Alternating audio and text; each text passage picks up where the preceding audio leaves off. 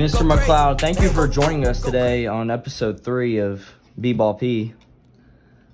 I'm happy to be here, man. Thanks for the invitation. Yes, sir. Thank you. My first question, would you please describe what was it like playing for Coach K? Because that's legendary. For me, it was great because I was really fortunate, man. I don't know if you remember. I think I might have shared this with you when we met. I had a chance to play for, Hall of Fame coaches my whole life at every level. So playing for Coach Hurley, then playing for, Lou Carnesecca, then playing for Coach K, then playing for Lenny Wilkins, Larry Brown. I would say Coach K is arguably, you can make an easy argument that he's the greatest coach of all time. But the thing that was consistent about all those guys I just mentioned was discipline. They all had a culture that was very similar, and it surrounded winning. And it wasn't about winning and celebrating and holding on to celebrations. It was about preparation. And the thing I took from playing for Coach K in that regard was I put not just basketball, but life into 3 categories. You got people who are naive, that are young, that don't really have experience. Then you got people who are hungry, that, work really hard. And then you got a group of people that are disciplined. And discipline is the level that everybody should be working towards so that they can have success. Because disciplined people are the most successful people in the world. Yes, sir. I agree with you 100%. Mr. McLeod, would you please describe to me what was it like on draft night? Because that's a very special moment. I got a really, really big family, right? So I was at a restaurant. It had to be at least 200 people there, and my draft was in Seattle for some reason. It wasn't in New York like it always is, and I wished it was, but because I'm from Jersey. But it was in Seattle on the West Coast, and I was like, I'm not flying all these people out there, so we just gonna stay home. And I kind of had an idea of where I would go, somewhere between 9 and 20. I would say 29, well, even 33, because the Knicks had the 33rd pick or the 32nd pick. So I knew I would go somewhere between 9 and 33. Yes, sir. And I was probably the 4th or 5th small forward on the board, and I saw Antoine Jameson go. I saw Vince Carter go. That's then awesome. I saw Matt Harpring go. And then I thought I was going to go to Houston with the 17th or it was either the 17th or 18th pick, but then they took a European guy, and then I knew I was going to the Hawks, and that was really exciting. Yes, sir. And it was the best workout that I had too, so it was really nice to be picked up and play for the Hawks. And this is where I wanted to go too, because they had a very veteran team. Steve Smith, Mutombo, who just passed away, I was at his service over the weekend, had a chance to spend time with his family and other NBA family to really celebrate his life. So that was really cool. Yes, sir. I appreciate that answer. Yes, sir.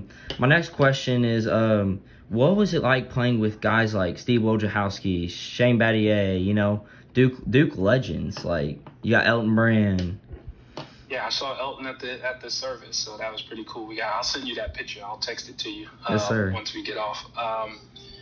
So the best thing I would say that I learned that a lot of places that even though I played for legendary coaches, didn't have was the accountability factor. When you're a pro, the accountability is I pay you, you play. Yeah. In high school, we're young and we don't really know how to take responsibility for everything that we do. But at Duke, there was an accountability factor that was like no other. I learned a lot from Shane Battier, even though he was a freshman. He learned a lot from me being a senior. I learned from Wojciechowski. I would say Wojciechowski really put me over the edge as far as being a professional basketball player, because I had a lot of talent. He had a huge work ethic was second to none. And he helped me realize that if I could match his work ethic with my talent, it would put me in a class that was different. And so that was what I took from him. My roommate, Trajan Langdon, the discipline that he had from, his nutrition and weightlifting. Yes, sir. Because he wasn't the greatest athlete, but he still was able to shoot the ball and do other things from a skill perspective that put him at the, in the class by himself. So I was able to take something from each one of my teammates, all the way down to Todd Singleton and Justin Callback, who were walk-ons on our team, Yes, sir. And it helped create the version of Roshown that everybody was able to see night in and night out. Yes, sir. Yeah, that's awesome. I would like to ask, what was it like playing in the NBA? It's a dream. I will say that. Let me start with that because, over the course of the history of the league, only about 5,000 players have been able to accomplish that. Yes, sir. And I'm happy to be one of those guys and to be a part of a huge something bigger than myself. The other thing is just attending Dikembe Mutombo's funeral this past weekend.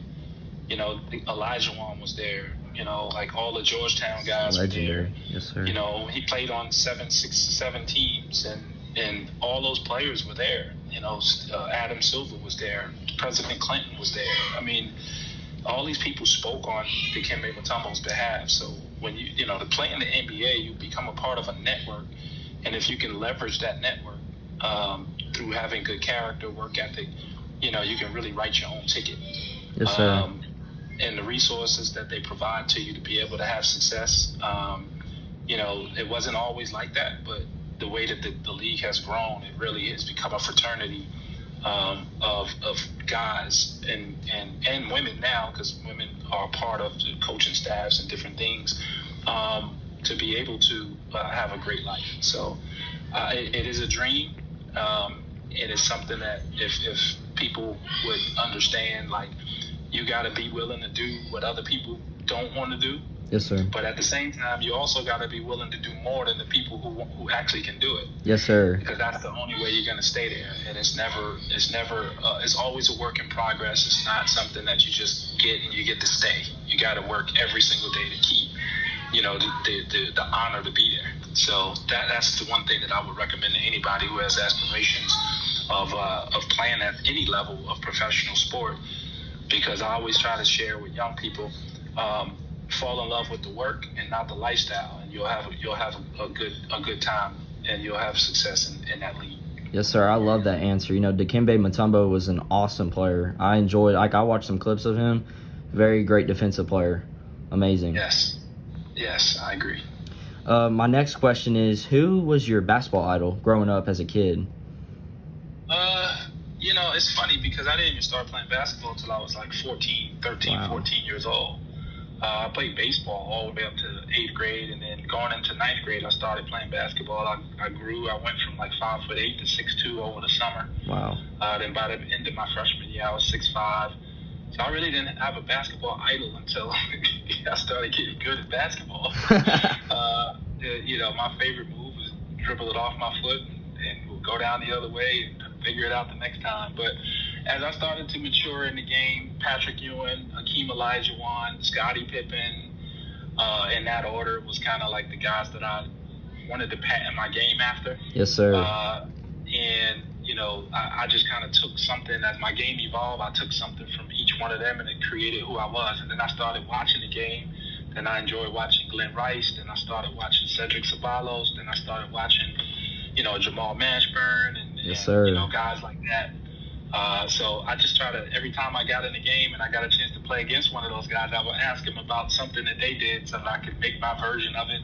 Sir, learn from them. I was excited about showing them the next time I saw them. Yes, sir. That's awesome, man. I love that.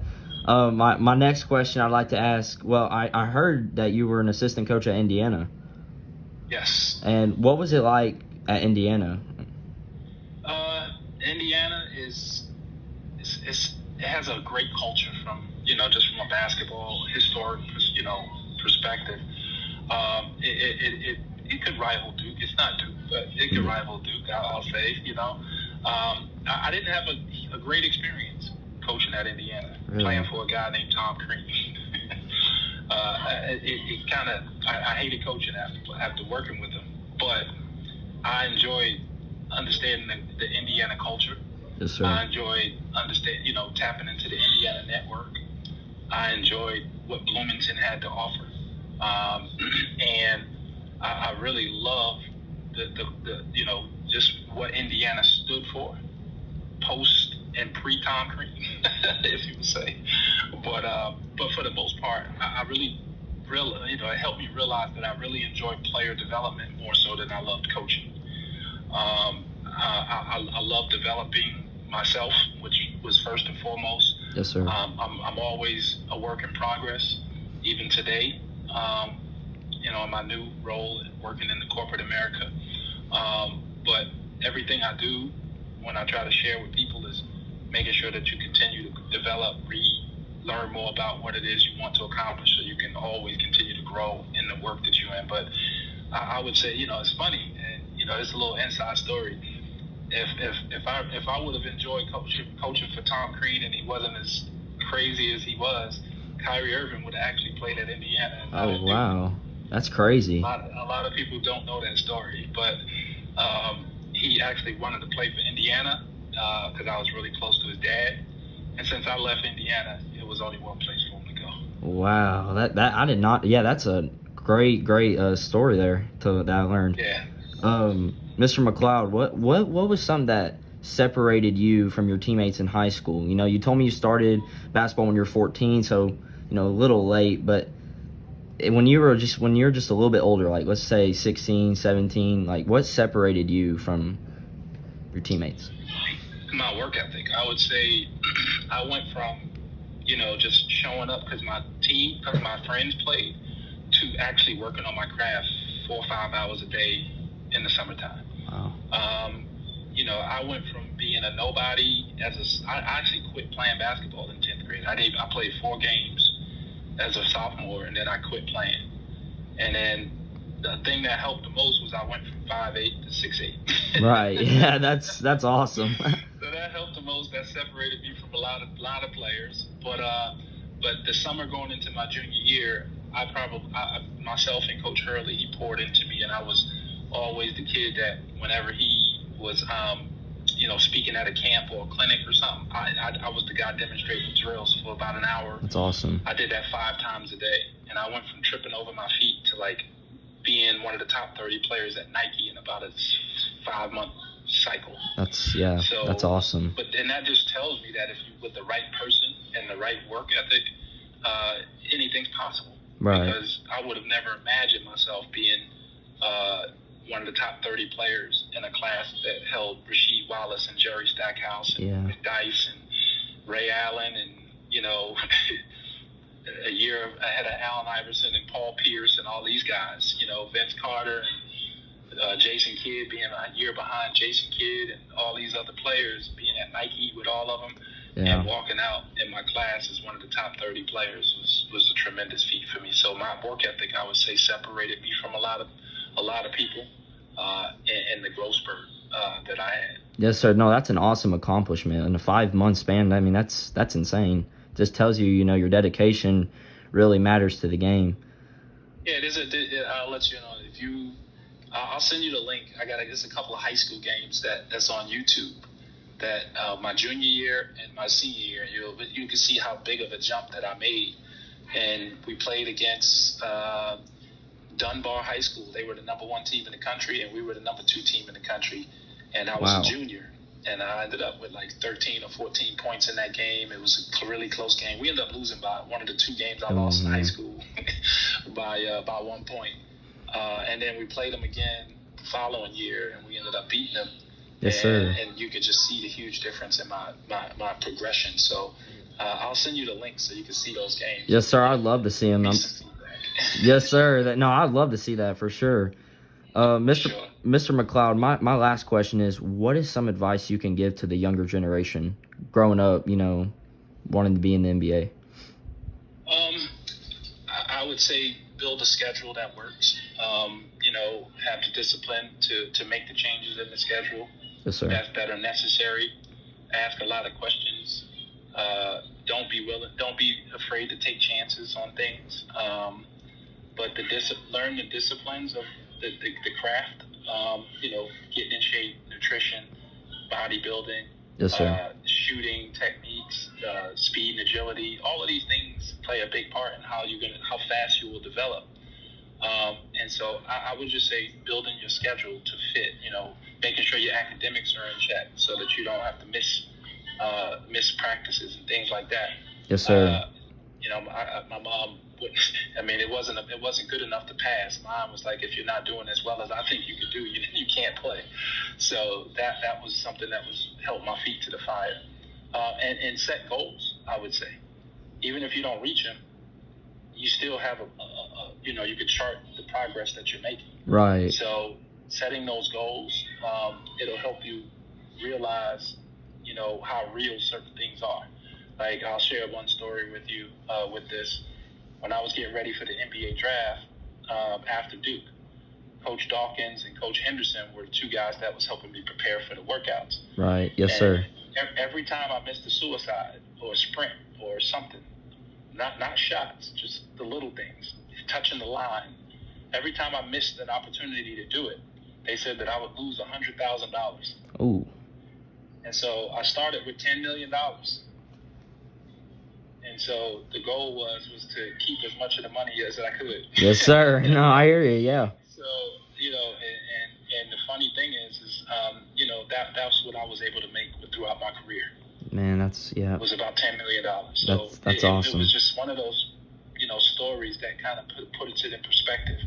If I would have missed a bunch of lines and ended up, making $3 million, probably wouldn't have made the NBA. Right. Yes, sir.